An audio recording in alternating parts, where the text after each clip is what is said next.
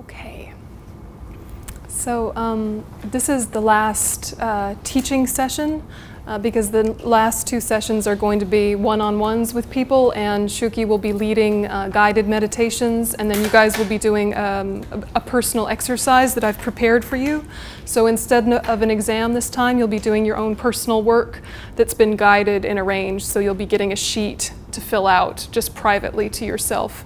I think unless it's a really, really vital question, let's leave it, and maybe we'll have some time at the end of the last session.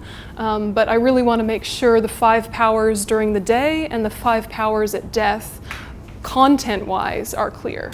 Then how you practice them and your agreement or disagreement of them, that can kind of grow as time goes by, and you can discuss amongst yourselves, you can discuss with other teachers. But because we only have this one session, maybe fewer questions than usual. And if they're really important, we can have them at the end. Okay, is that all right? And it should be variations on a theme, right? We've talked about the 5 powers in your meditation session now quite a bit. So applying them to the daily life, everyday activities, and applying them at death shouldn't be that complicated to understand. And then you just decide for yourself if you want to do it or not, and that's your business. Is that all right? Yeah? Yofi? Okay. So the 5 powers during the day. Sababa even. Oh, excellent. This is also my favorite word. All right, so the 5 powers during the day. This is when we use the ordinary activities that we have to do anyway and make sure we have a dharma motivation with them, right? So whatever your job or lack of job is, right, you're bringing your bodhicitta motivation to it. And it can just be a word, or it just can be 5 minutes with yourself before starting the next activity when you're in transition between activities. But it's just kind of keeping you oriented throughout the day for your path. And you'll notice on days that you haven't been very mindful and you haven't been very centered, if you try and meditate at the end of those days, it takes forever to settle down. Right? Your mind's just buzzy and wispy and going here and there or going straight to sleep. But on days that you've actually kept a little bit of mindfulness together with your ordinary work, then when you try and meditate, it's much quicker to drop right into it and go to those deeper levels.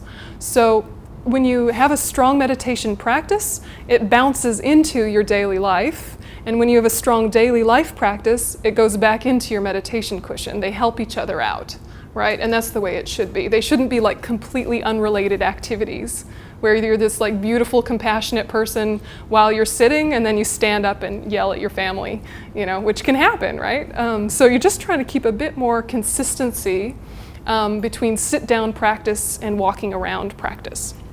All right, so the easiest thing to start doing is meal times, right? Because you have to eat, right? And y'all are really good about eating, right? There's a lot of eating here. And so this is perfect because all these little snacks and all of these beautifully prepared meals and all of the discussion about meals can actually start to become part of your spiritual practice.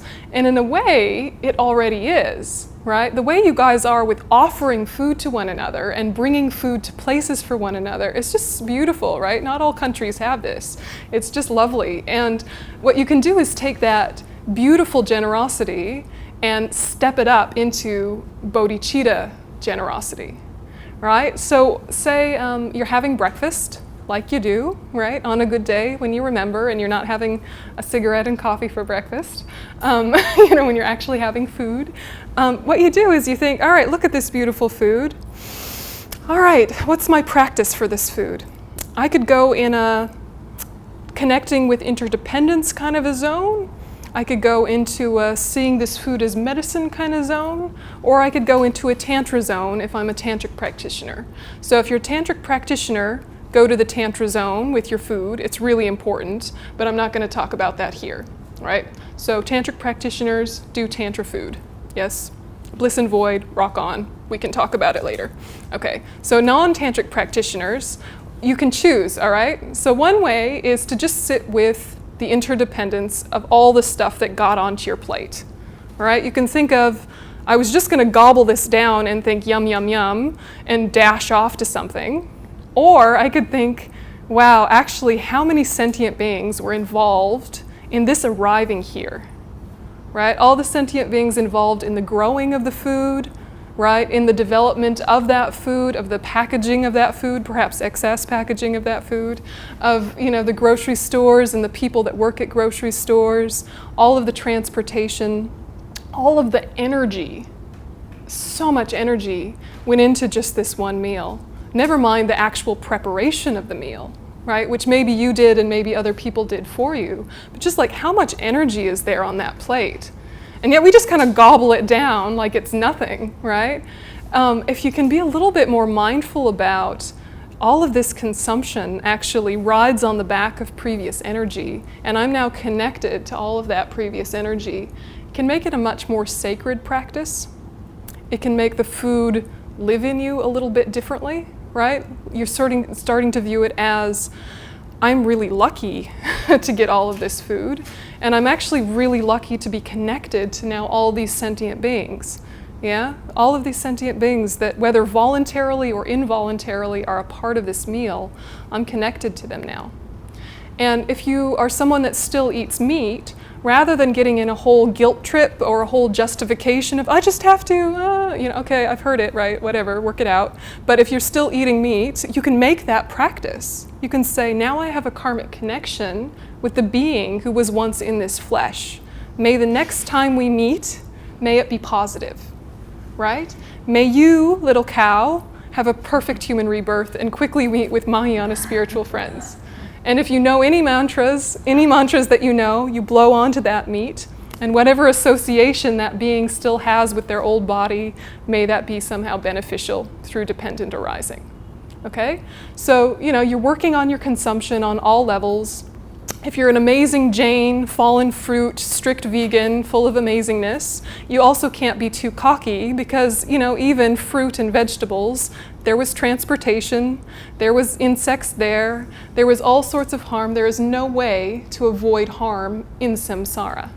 And acknowledging that can give you renunciation, right? Just acknowledging that there's nothing that we consume that doesn't involve harm. The clothes, right? The phone, the food, everything in some way, directly or indirectly, harms another sentient being, which is why, one, we need to minimize all forms of consumption, and two, why we need to treat that consumption as something more sacred, right? And something more mindful. So the way that looks for you is individual and personal, and we really, we're going to judge each other, but if we could at least do it with friendliness, and a bit like soften around the edges. People's choices about what they consume are going to be are different to yours, but yours needs to be coming from a place of bodhicitta. How can I make what I consume as ethical as it can be? So it's personal and it's private, yeah? And don't show off, right? Don't show off if you're fancy about non-consumption, all right? So that's one way, right, is thinking about interdependence, thinking about ways to cultivate gratitude and connection, right? That's one way to make eating sacred. And I'm guessing you might lose weight also, right? Side benefit, right? Right? All of this thought goes into the food. You're like, oh, maybe I don't need like 3 cakes, maybe just the one, right? Right?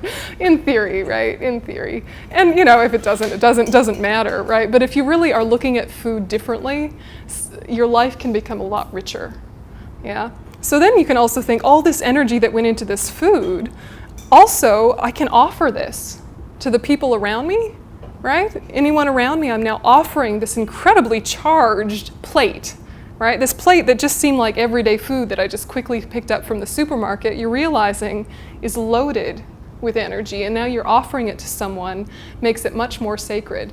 You were just, bringing some snacks to someone's house because you were visiting them. That's nice, that's friendly, but you could turn that into a spiritual practice, right? So that's one way. Right? Another way is to think of the food as medicine, right? Think of the food as medicine. We need to eat healthy. Whatever healthy is for your body, whatever healthy is for you at your life stage, that is a personal process, completely private, individual.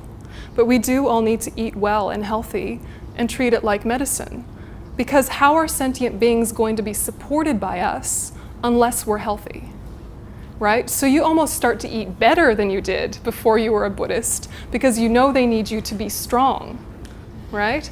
You think, okay, if I have 5 cups of coffee, I'm going to have this spike of energy and then this crash.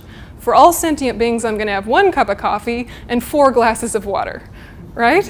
You know, for their sake, I need to change what I'm putting into my mouth, for their sake, right? If it's just about me, I can be speedy and then crash and recover and oh well, right? But for them, they need the best of me, so I need to eat better, right? So food can be this really rich process, and I'm guessing for a lot of us, it consumes a lot of the mental space in our head. Preparation, eating, cleanup, etc. There's a lot of food thoughts, right? We can make that into our path. Yeah, so that's one way to really bring Dharma into your daily life, and it can be using all of the 5 powers, right? So that's one. Another one is to offer your food before you eat it, right? So you can offer it to all the Buddhas and Bodhisattvas and or offer it to all the 6 realms of sentient beings, right? And what you're doing is a mental offering. So you think, okay, what's actually here? The physical stuff that's actually here.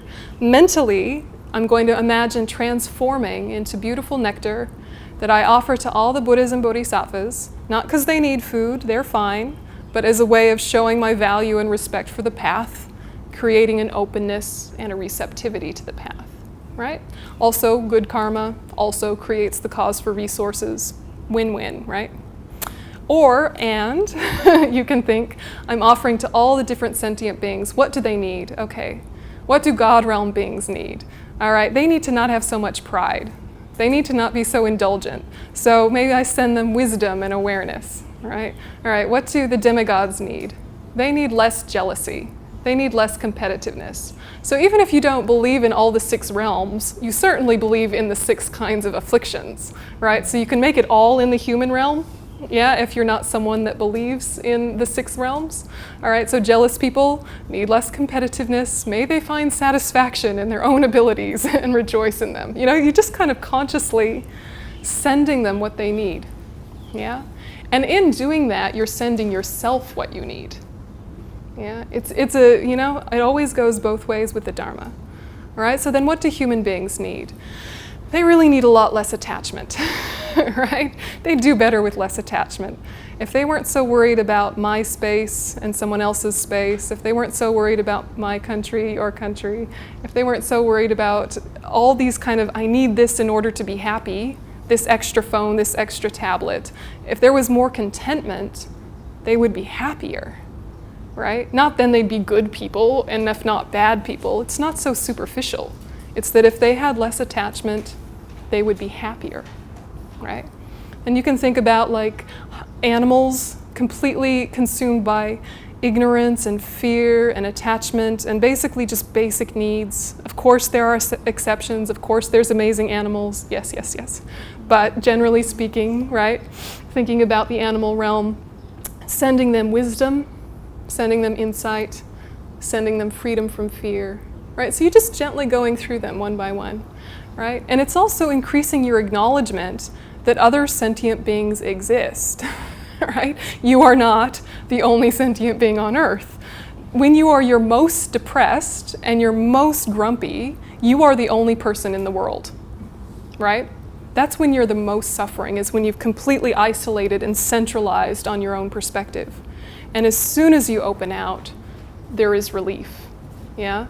It's counterintuitive, but it's quite true, all right? So even just doing that, you start to breathe out and acknowledge other sentient beings exist, not just me, right? Okay, so you do animals, and you can do hungry ghosts, all right? Hungry ghosts are hungry, haha, look at that. So sending them all the food and drinks they need, sending them all the relief from suffering they need, right? That, you know, especially in the human realm, you can think of people with strong addiction, right? So if you don't believe in these other realms, a hungry ghost could be someone with a strong addiction where even when they get what they want, it's not enough.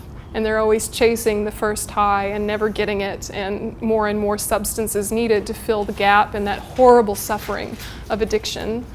Isn't that a beautiful thing to bring into your practice each day? Just an acknowledgement of that.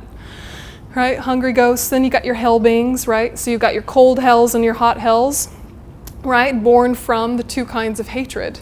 So again, if you don't believe in hell realms, you can still think of humans, the kinds of humans that are angry in a hot, boiling way, in a rage-filled, spewing poison kind of way, or the kind of people that have cold, icy anger that shuts people out, right? The two styles of anger give birth to the two kinds of hell realms. So you're sending cooling breezes to the hot hells and soothing warmth to the cold hells, right? Imagine it softening their hearts. So, this of course relies on some background work and some background study and some background practice. But if you've done a little bit of thought about the 6 realms, you can just click, click, click, go right through them, just like I have. Quietly in your head, no one knows. Secret. No one knows you're having a whole 6 realms chat to yourself while you eat. But you can be. Yeah, so that's one way, okay? So we have our gratitude way, interdependency way, nice and secular, no big deal, yes. We have our seeing it as medicine, also quite secular, right? Could be. And then we have 6 realms and offering to Buddhas and Bodhisattvas. That's pretty Buddhist, right? But there's a way of doing it in a secular way if you want. Yeah. And, you can do mindfulness with eating, like in the Zen tradition they do this a lot, and in the Chinese tradition they do this a lot. Whether you have the space and time to be mindful and silent with each bite all the way through certainly will help your concentration, certainly will help you digest better. But if we're honest, probably in a course of a day we don't have the space and time for every bite mindfulness. So what is recommended is the 3-bite practice. Yeah, the 3-bite practice is this beautiful practice where for just the first 3 bites, you're really, really mindful. Yeah, and you think an altruistic thought about ethics for each of the 3 bites. So the first bite you think, may I refrain from all negative, harmful actions. Chomp, chomp, chomp, right? That's just what you're thinking quietly. No one knows, right? You could be out at a cafe. They don't know you're thinking, may I refrain from all negative, damaging actions while you're chomping. Yeah, just having to think. Yeah, done. Okay, next bite.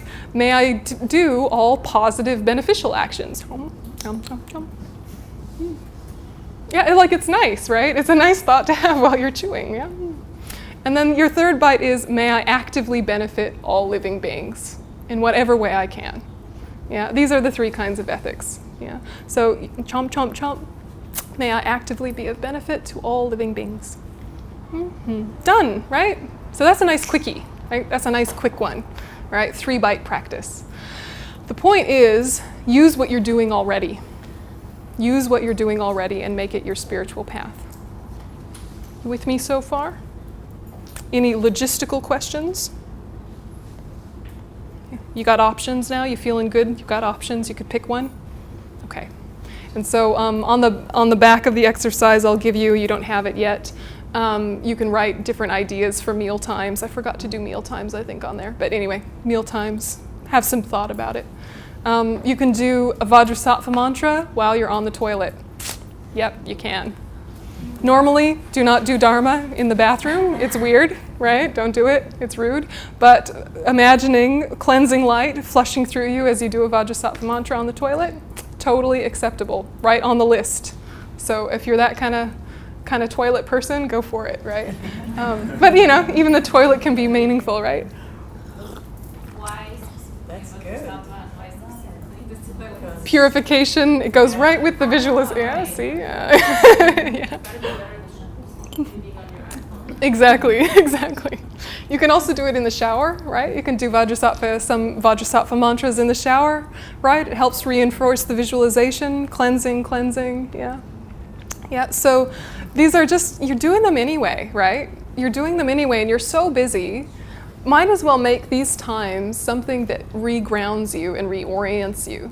You could start to think, oh my gosh, that's so much more work than I already have. I have so much work to do.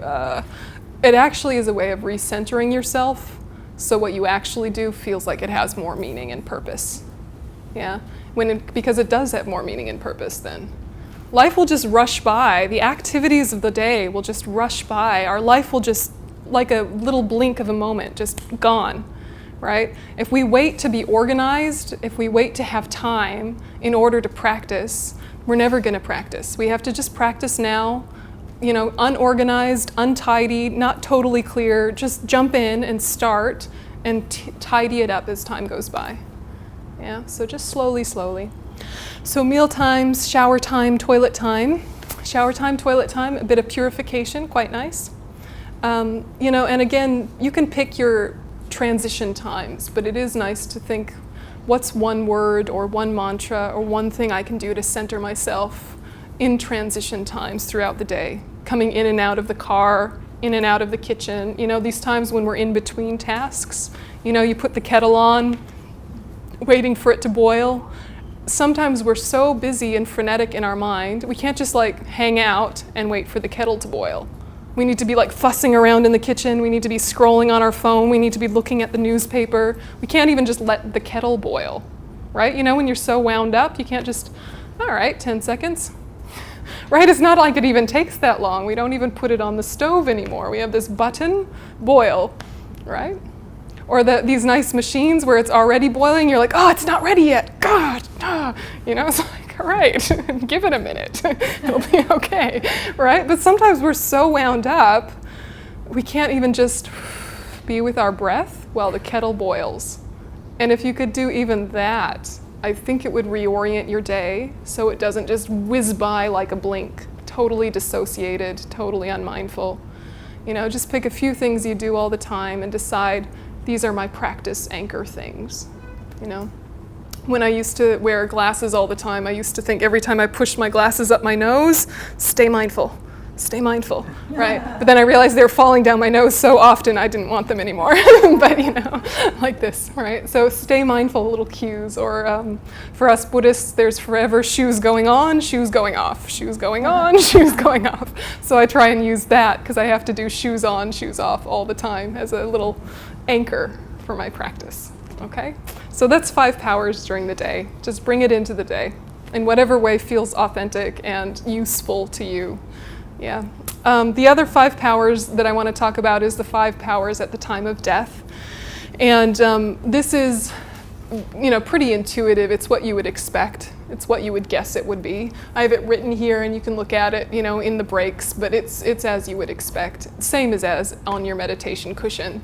But if you think about the determination or the power of motivation in the beginning, what we want to be doing is to think, may my death be of benefit. Right? May my death be of benefit.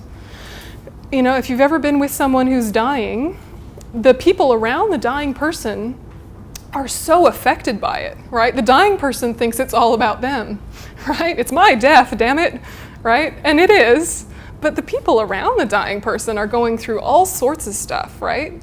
And so if we are the dying person, because someday we will be, what is a way we can die that will uplift the people around us, that will inspire the people around us? What's a way to make sure they know that we love them, that we forgive them, that we ask forgiveness from them, that you've covered your bases, right? What's a way for you to feel like you can die happily? And it's an important conversation to have with yourself, because otherwise it'll just happen and, missed opportunity. Yeah, and it's not like we can save our loved ones from the grief of losing us, but we can make it a more powerful experience for them if we die well, right? If we die kicking and screaming and full of rage, it's going to be rough for them, right?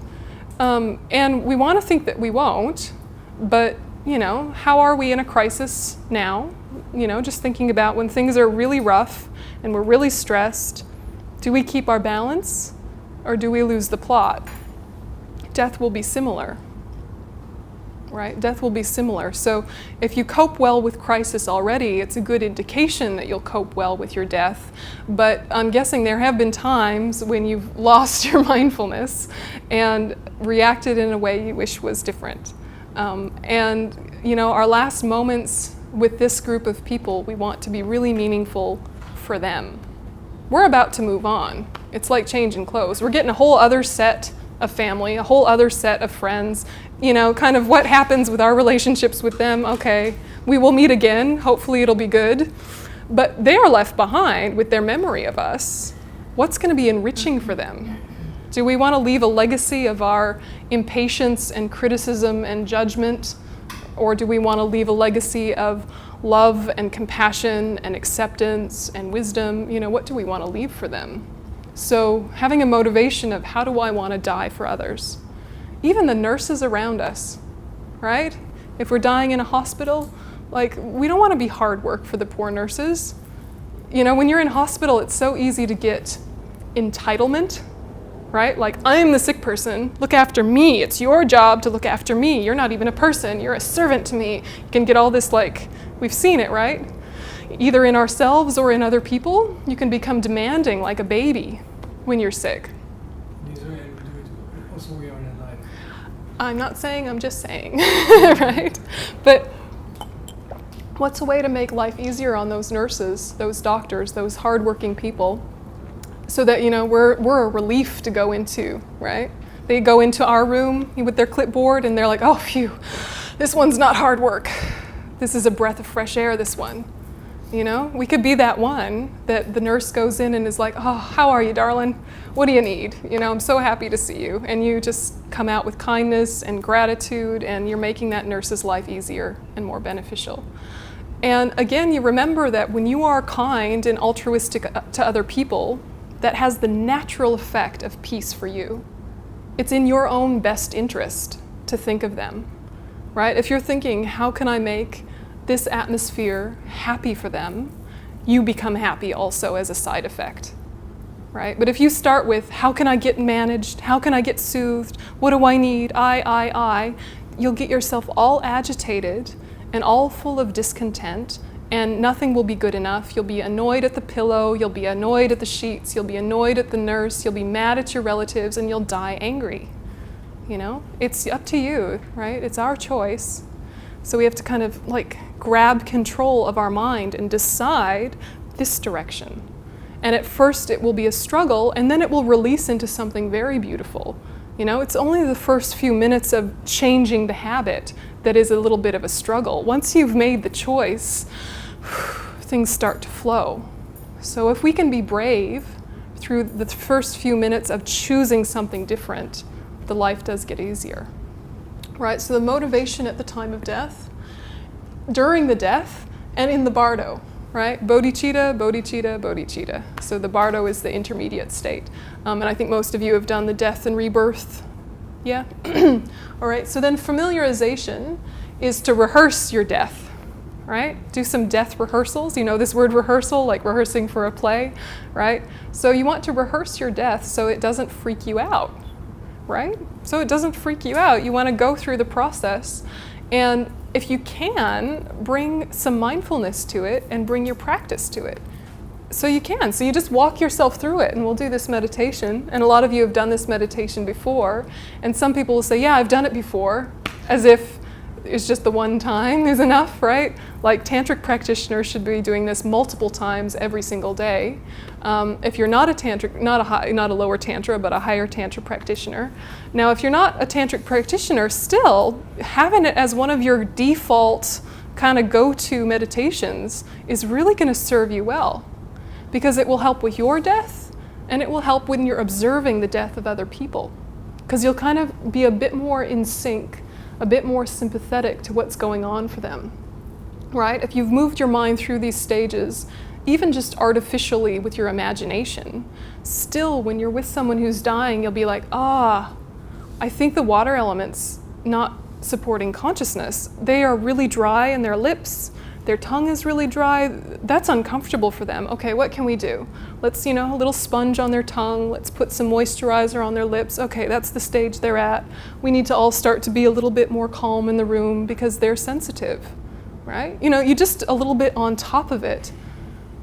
We could be one of the hysterical relatives that's bringing all of our grief, and that would make sense and be natural and okay. But if we want to help the dying person, it's best to do that away from the dying person and then come into their space with our practice as best we can, right? So you tell them, I love you so much, I'm going to miss you so much, but we will be okay without you. You have taught us so much. Thank you, thank you, thank you, but we're okay and we'll look after things, so they feel ready to go, but also that they've been of value, right? So if you're walking yourself through these, it helps you when you're with dying people. But if you're walking yourself through them, it helps with your own death. Because you think, oh my gosh, I see sparks. Ah, what is that? Oh wait, look. Ah, fire no longer supporting consciousness. All right, prepare yourself, here it's coming. Okay, death, right? You connect with your refuge, connect with your path. It can really relax the mind, right? You're not struggling against these visions. You're not struggling against your body not cooperating. You relax into, oh, this is death. But I have died many times. And if you don't believe in past lives, there has been death many times. I'm not the first person to die, right? Cycle of life, okay? So let's relax into it and even enjoy it, yeah? Because as you go further down these stages, the amount of physical pain is less, right? Less and less pain. And then when you get to these more and more subtle levels, less and less distraction, right? The main things that distract us are our senses, and our senses will stop working. How fantastic, right? They've been the cause of all our trouble, right? You know, it's like, okay, no more hungry, no more angry, no more, oh, excellent.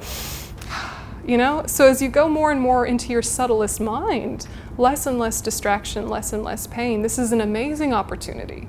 It's an opportunity we've had countless times and have just kind of enjoyed it and missed it and gone on to the next thing.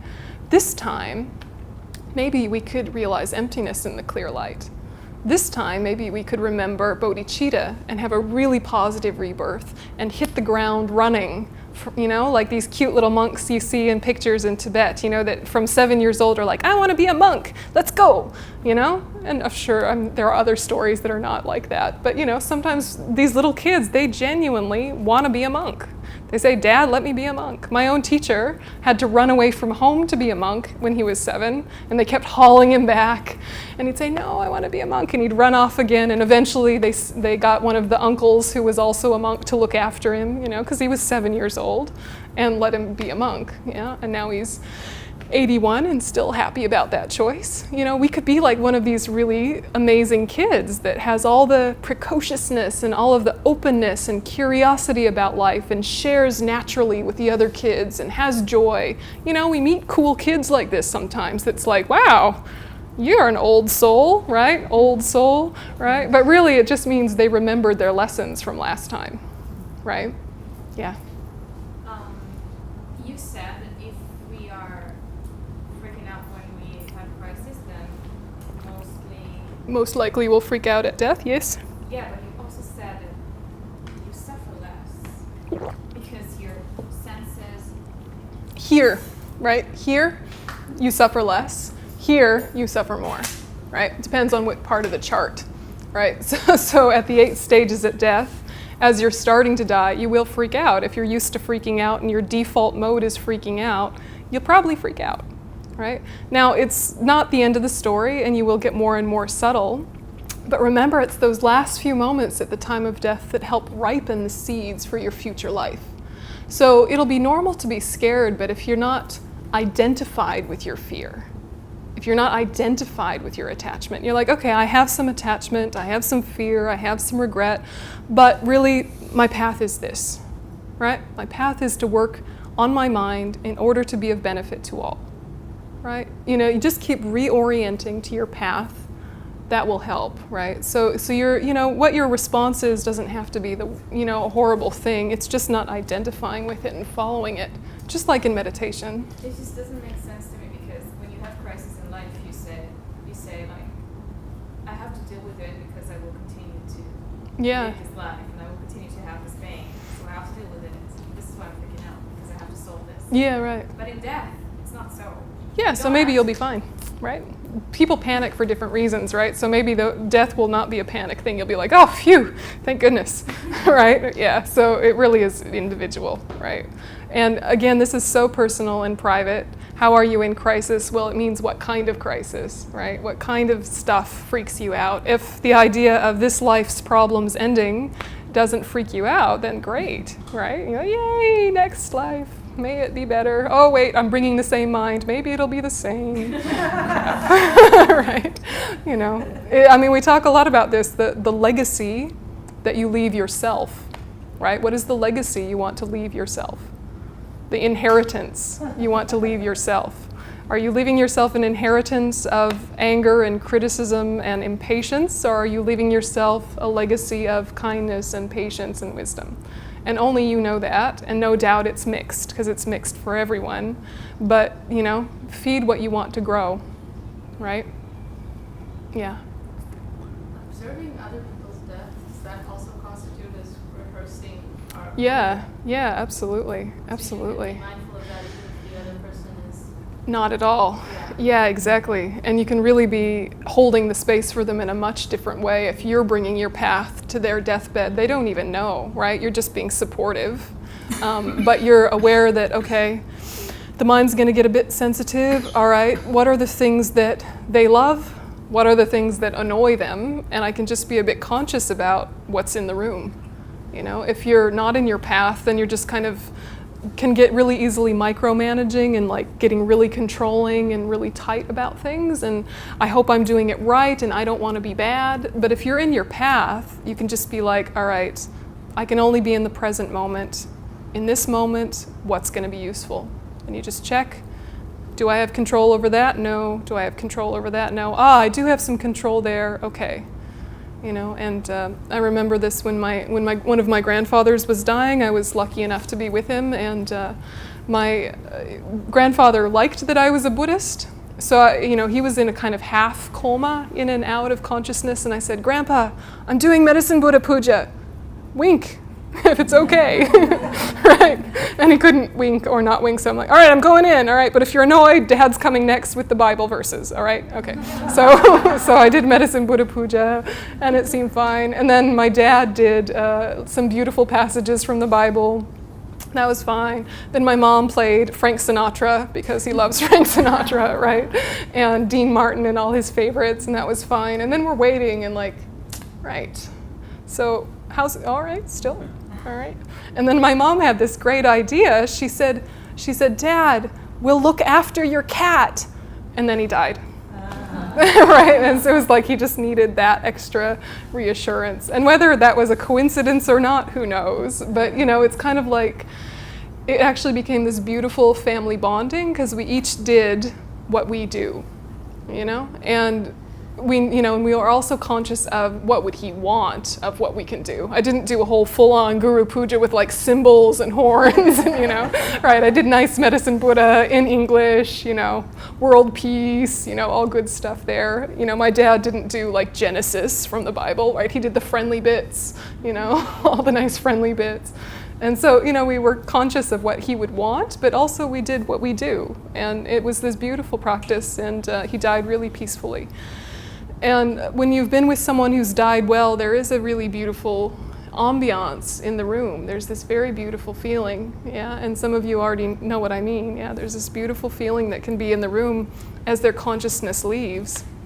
And you think, that was a good life, that was a good death. Let's do that again. Yep, and better each time. Yep, and if it's a terrible death, that's not the end of the world, right? It's not the end of the world. There's still many positive karmas they have to ripen, many chances for better rebirths in the future. But, for us, we want to keep continuity in our spiritual path because it's so easy to forget what we know. If we had a whole life as a dolphin, it might be a fun life, right? Like rock on, be a dolphin, yay, dolphin, right? But we will forget so much when we're a dolphin. We will not remember the 5 powers, right? We're going to forget the 3 jewels, right? Because it's barely in there now, right? It's barely in there now. So we want another human life so we can keep going. And if you don't believe in future lives, you still do believe that you want to leave something behind you, something positive behind you, even if just with your friends and family. So really thinking about death, rehearsing your death is important, right? Because it'll happen. We know it will.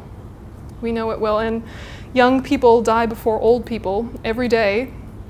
Healthy people die before sick people every day. We know this, but we don't know it in our depths, or we would live differently. And we'd be a lot more relaxed about little petty things, right? If it was your last week on Earth and someone cuts you off in traffic, you'd be like, yeah, people, what are you gonna do, right? But if it's not your last week on earth, you're like, people, rah, right? It becomes a whole thing. It ruins your day. So, just keeping it in your life can really help. So what you're doing with the power of the white seed in this context is you're really consciously trying to let go of as many attachments as you can. And again, it's not about disengaging from love. You keep all the love, grow the love, right? But the attachment you want to be working on. And our first level is attachment to stuff. Yeah, because we know we can't bring it with us, right? We know we can't bring our stuff with us. And, if we're coming to a Buddhist thing, we're probably not that obsessed with stuff. But there's a few things that probably hook us. A couple books, I don't know, some technology things, right?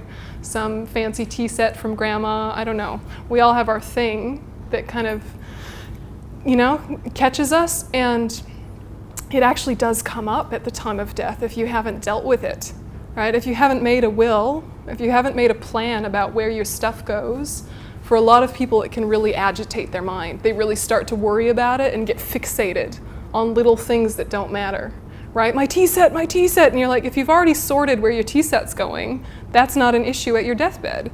So sort it out now, right? Like, you're getting it, all right, no fighting. You're getting this? Okay, no fighting, right? You just sort it out. It's a great kindness to your relatives. Because if you just let them figure it out, there's going to be fights, right? There's going to be fights. So sort it out now, right? I mean, and honestly, I don't even have stuff, right? But I have a will that says wherever I happen to be, that Dharma center gets what I have. Yeah, because saves on transportation costs, right? It's friendly, right? So if I die here, you're getting my laptop. Right? Right. Shuki is, yeah, exactly. And he's like, yes! No. He has most of the things already on his iPad, but, right. And I don't know, maybe a human spirit will get all of my books, and there we go. Done. Right? But it actually soothes my mind to have that organized and written down somewhere.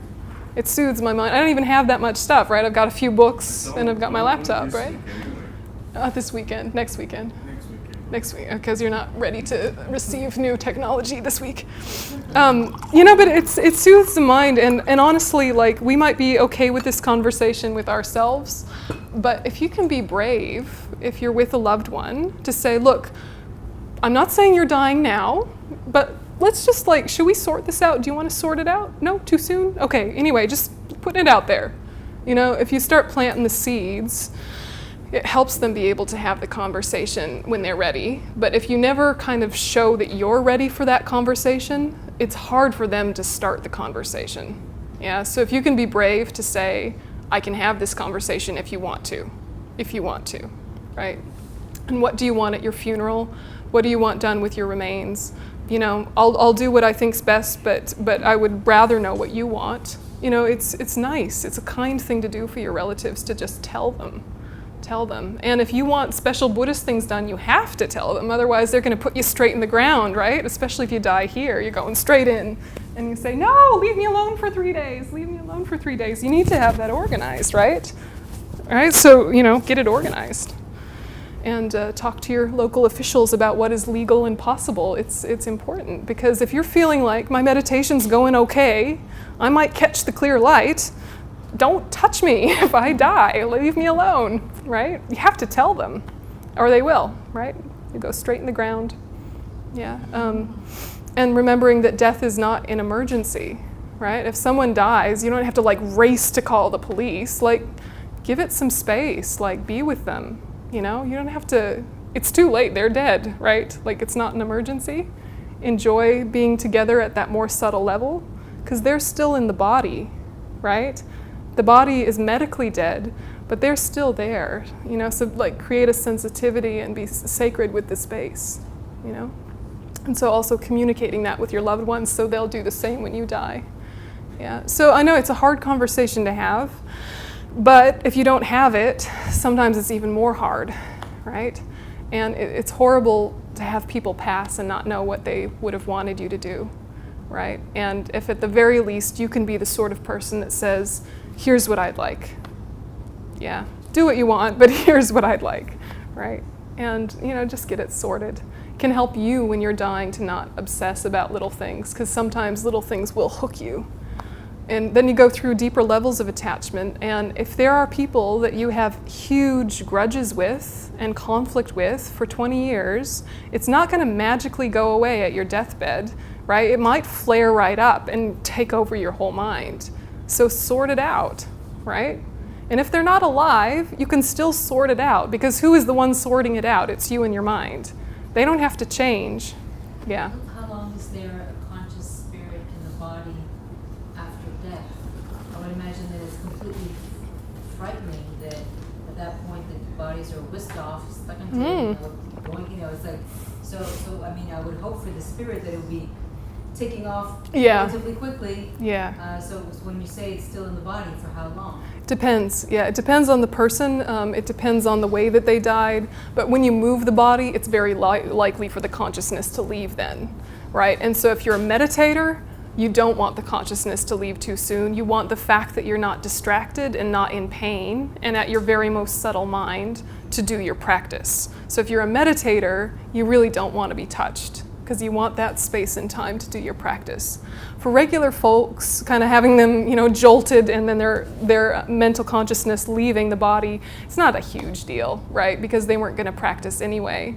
But it would be nice to kind of give them some time of peace, right? So if we can give it some space, it's nice for them. But if they've been whisked away to the mortuary, it's not the end of the world. They just leave. Yeah, they're fine. They're going on to their next event. Yeah. Yeah, so there's a lot of things that you can do at the time of death to help that process, and there are many good books about that. But so usually 3 days for a normal person, can be a few weeks for a practitioner. And you can tell if the consciousness is left, if the skin is no longer spongy. Yeah? So if you pinch it and it stays pinched, they've left. Yeah? But even really old people with floppy skin, there's some elasticity still in the arms. And as Nisim was saying, it's best if you touch them to start by touching them at the head, touch them at the crown. You want to sort of encourage the consciousness to leave through the crown. But, it really just sort of being very mindful and, gentle around the space is the main thing. And keep kind thoughts around the space, because when they do leave the body, they have a subtle level of clairvoyance and they can hear some thoughts. So if you're thinking uncharitable thoughts right then is not the great time for uncharitable thoughts, because they'll probably hear you. Yeah. Yeah, so think nice things to them, remind them of their path. Yeah, that's the nicest thing you can do, which is why Buddhists do a lot of prayers at the time of death, is to help them hear the prayers so that they'll be reminded of their practice. Yeah, that's one of the many reasons. So like that. All right, and so repudiation and regret, basically it's just like do yourself a favor and do a power cleanse, like a power karmic cleanse, a good Vajrasattva practice, all the life's mistakes, but then let it go, and don't hold on to it on your deathbed, right? Say, all right, I made some mistakes, they made sense at the time, I want to live differently than that, altruism, so just clear it out and re-come to center, yes, because you don't want all of that mistakes to kind of cloud up your last moments. So do some purification beforehand. And if you're with someone who's dying, if they're still able to talk, you can sort of have that conversation with them. Is there anyone you need to ask forgiveness of? Is there anyone you need to forgive? Is there a way I can help you facilitate that process? Just checking in with them. And if they can't speak, you can at least say, I've learned so much from you. Thank you for these things. And any mistakes you made, I understand and I forgive you and I love you. So you just tell them. Yeah. I mean, hopefully it's real, right? So get on to that to-do list. Forgive mother for, right? Forgive. But, death is coming. It really is. It's going to be there before you know it. And we want to take good habits with us, right?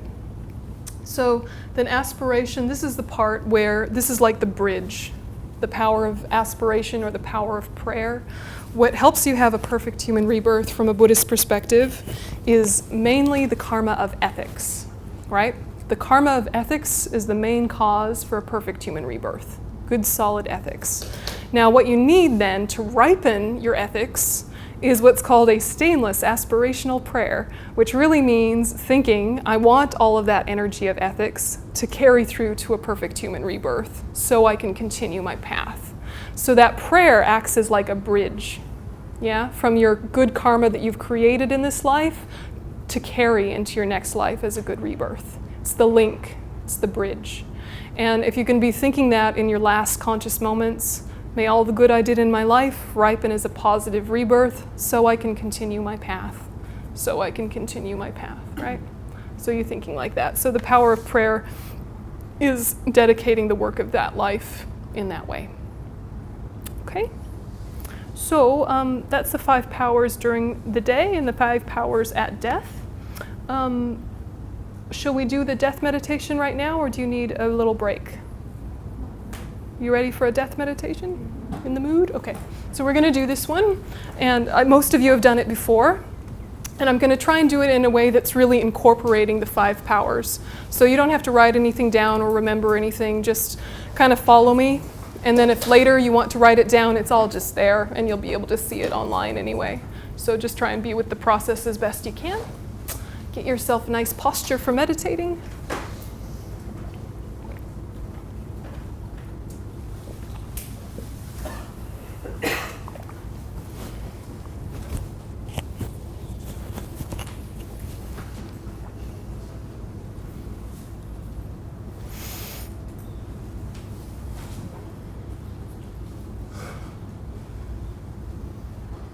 Okay. And so start by setting your motivation. In order to make this life meaningful, in order to make death meaningful, in order to have a meaningful series of lifetimes, from happiness to happiness, all the way to full enlightenment, I'm meditating on the stages of death.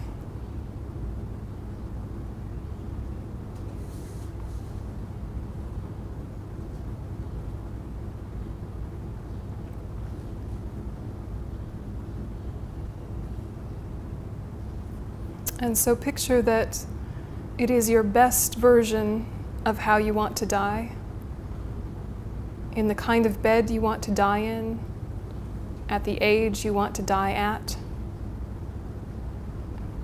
Picture that that's the case.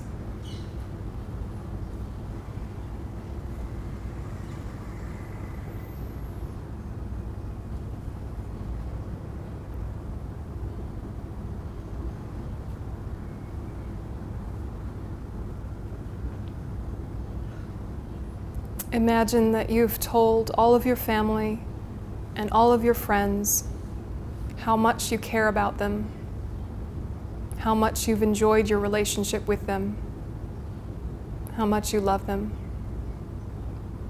that those conversations have been had.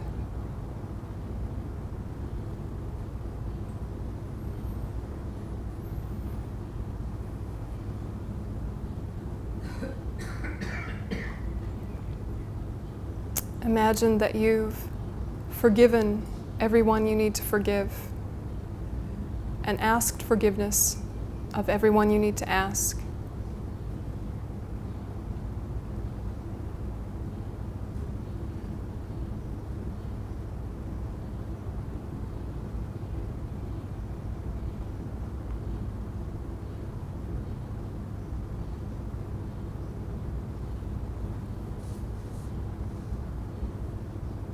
And imagine that you've dealt with all of your worldly belongings, that the things you want to go to family members and friends have already been organized, that the different charities you want to support has already been organized.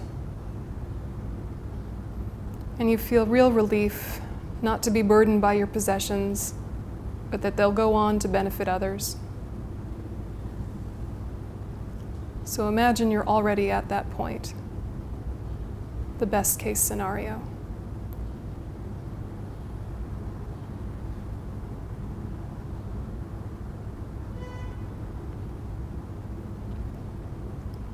And as you lie in this bed, your body is weak, and you know that death is coming.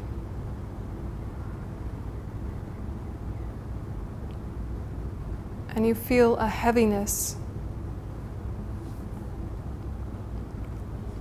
Your arms and legs very difficult to move. Very little strength.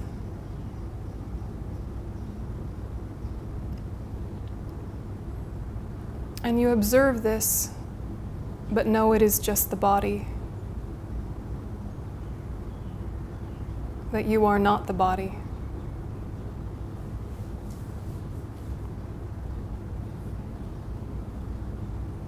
And internally you have a vision of a mirage,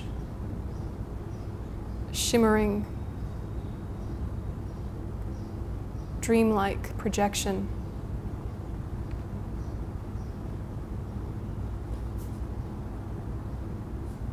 And as you see this mirage, you're reminded that this is a sign that death is coming.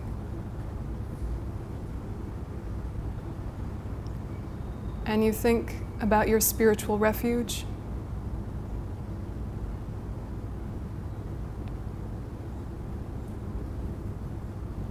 Imagine that it's supporting you, guiding you through this process. Even if your refuge is simply your inner wisdom, engage with that.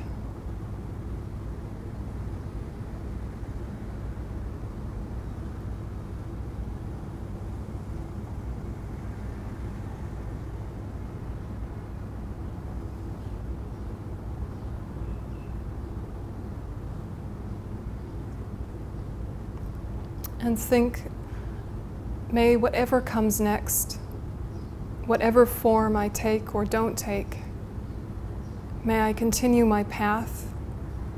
May there be benefit to others. So you see the mirage and remember altruism and remember your refuge.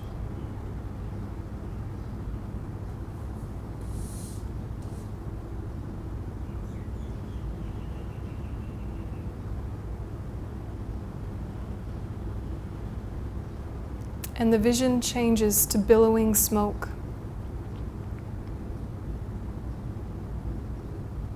And your physical experience is dryness, difficult for your kidneys to function, for your tears and saliva to function. And part of you notices it's a bit uncomfortable and scratchy. But you remember this is just a sign of death, that the water element is no longer able to support consciousness.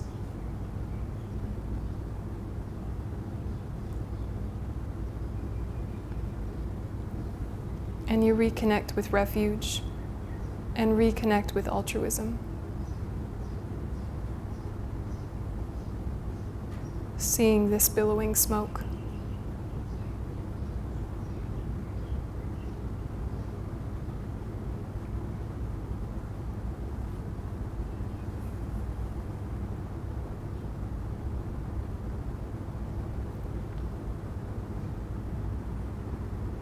And then you see fire sparks, as if against a black sky, like someone stirred up a campfire.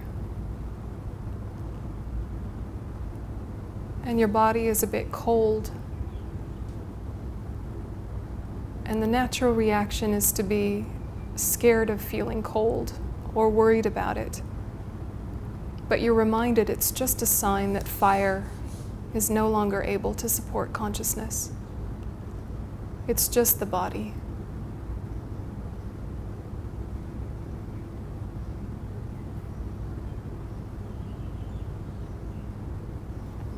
And you remember refuge, and you remember bodhicitta.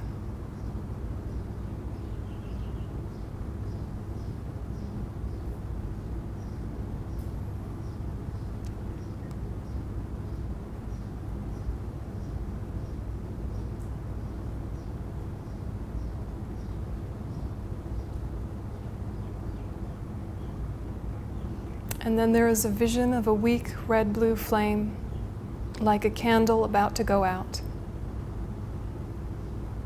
and you find it difficult to breathe,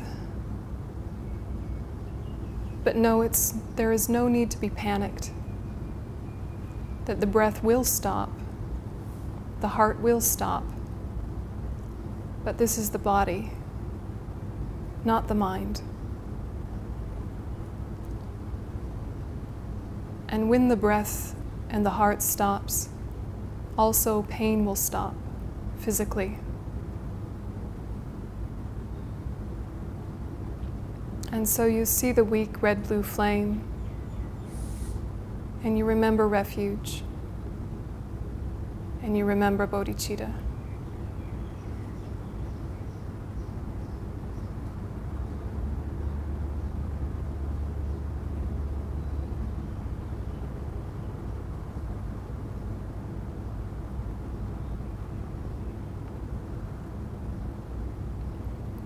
And then comes a radiant vision of white,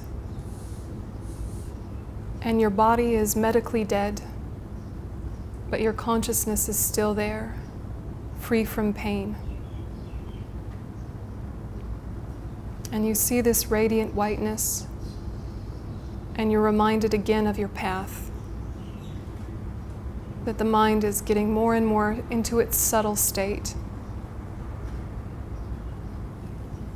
that the opportunity to realize emptiness is there.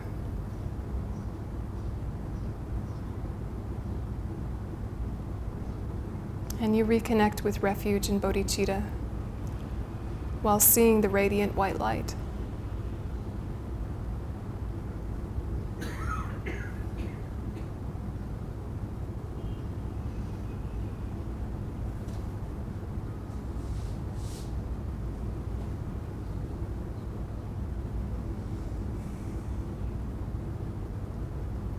And white changes into red, like an autumn sunset, warm and radiant.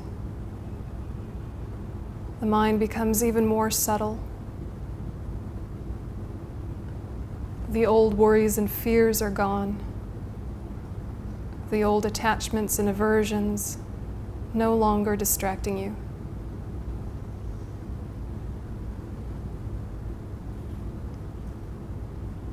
Many habits from the past are latent and ready to ripen, but right now there is just subtle mind.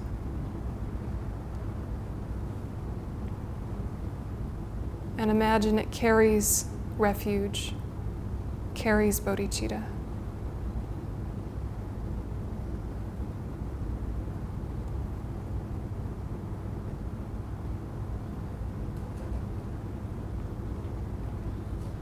And red changes to black, as if you've become completely unconscious.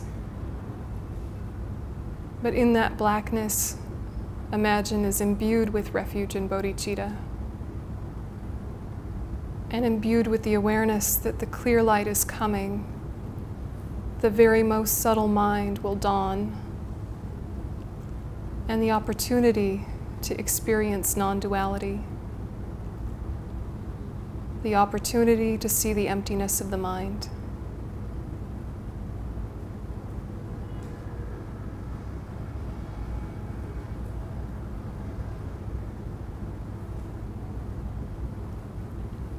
And black changes to clear light, like a cloudless autumn dawn, vast and spacious. And there is no sense of subject or object.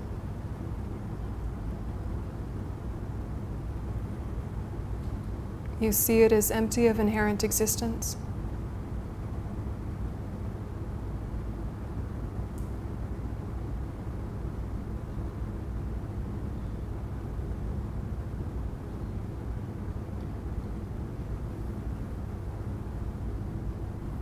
And your consciousness leaves the body on a very subtle wind, propelled by positive karma. It travels through the bardo. And in this intermediate state, you're aware of the thoughts and emotions of your friends and family around you.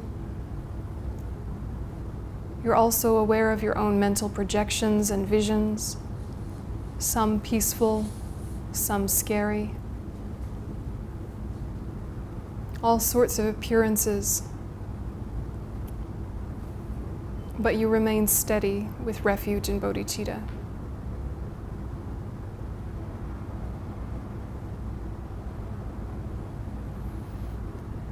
And move towards, through karma, to ethical and kind parents.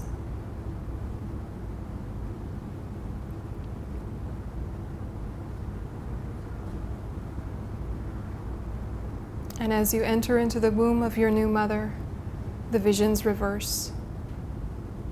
Clear light. And then black.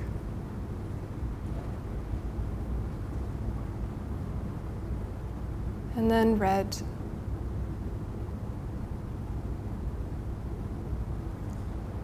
And then white.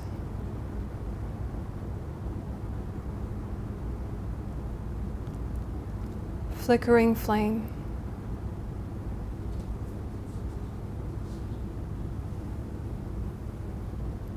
Fire sparks.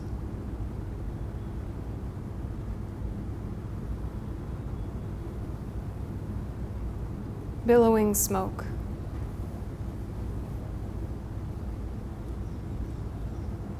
Mirage.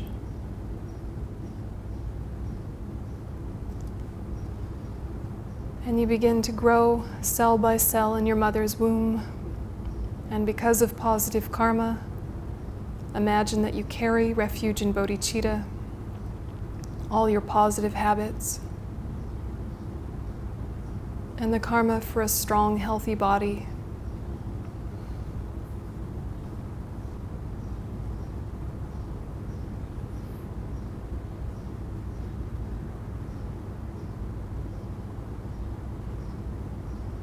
And through the effort we put into this meditation, may our life and death go in this way.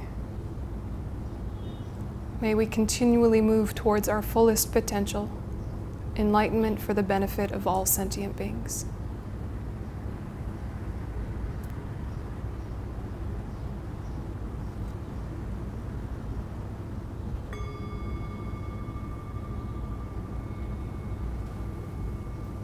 Okay, so you can relax your attention.